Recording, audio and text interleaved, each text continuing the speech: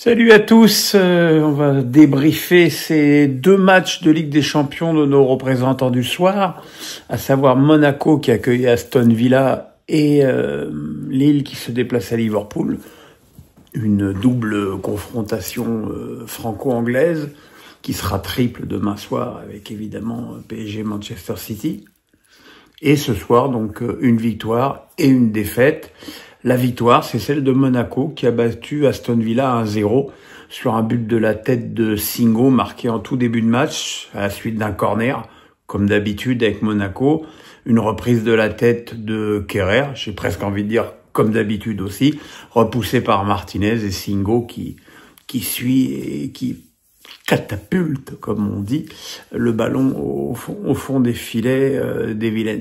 On a l'habitude de voir Monaco ouvrir le score, même ces dernières semaines où leurs résultats sont pourtant mauvais, mais on les voit souvent derrière se faire égaliser et finir par perdre, comme ça a été le cas à Montpellier, où ils avaient également ouvert le score sur corner, mais cette fois par Kerrer directement.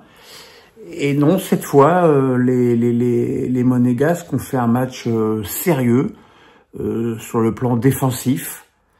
Vraiment, on a vu une équipe bien organisée. Alors face à une équipe d'Aston Villa qui a quand même, faut le dire aussi, beaucoup déçu.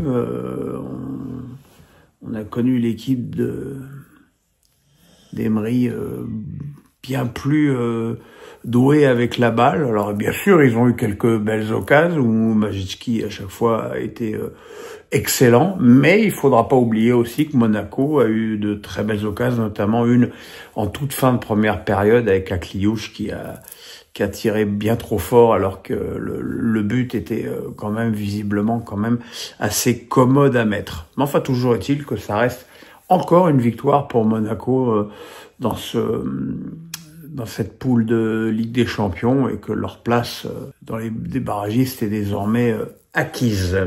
Et puis à Anfield, il n'y a pas eu de miracle et la longue série de 21 matchs des Lillois sans défaite s'est arrêtée ce soir à Liverpool. Dans un match longtemps décevant, malgré un rythme assez soutenu, mais les deux équipes avaient quand même beaucoup de mal à se créer des vraies occasions. Et c'est finalement sur une perte de balle de Jonathan David que les Reds ont ouvert le score en une seule passe pour Mohamed Salah qui a devancé la sortie de Chevalier pour marquer du pied gauche. On peut pas dire que l'avantage de Liverpool au repos était volé parce que sur le plan offensif, les Lillois avaient beaucoup de mal à exister, mais les Lillois ont quand même réussi à égaliser sur une belle action côté gauche entre Goodmanson et Cabella, avec un centre en retrait de Goodmanson pour Haraldsson qui tire, le ballon est contré, mais Jonathan David a bien suivi et égalise. Et là, on se dit, c'est pas possible, les Lillois, encore une fois, ils arrivent à tenir un résultat extrêmement positif, face en plus, faut bien le dire, à la meilleure équipe d'Europe. Mais 3 minutes plus tard, Elliott, d'un tir de loin, contré par Mouko, a trompé Chevalier. Et cette fois, ça a donné la victoire aux Reds, qui continuent donc leur perfect dans cette poule de Ligue des Champions, puisqu'ils en sont à 7 matchs, 7 victoires. C'est évidemment formidable, c'est évidemment aussi corroboré par leur parcours en première ligne. Les Lillois n'ont pas à rougir de ce match. Voilà, ils sont toujours bien classés dans cette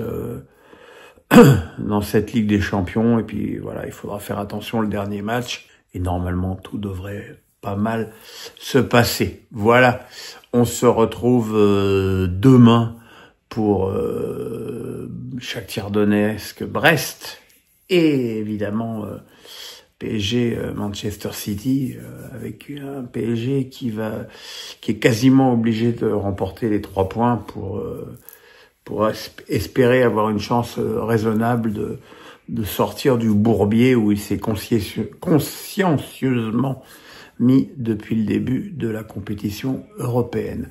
Voilà, passez une bonne nuit. le pouce, la cloche, on s'abonne. À demain. Bonne nuit.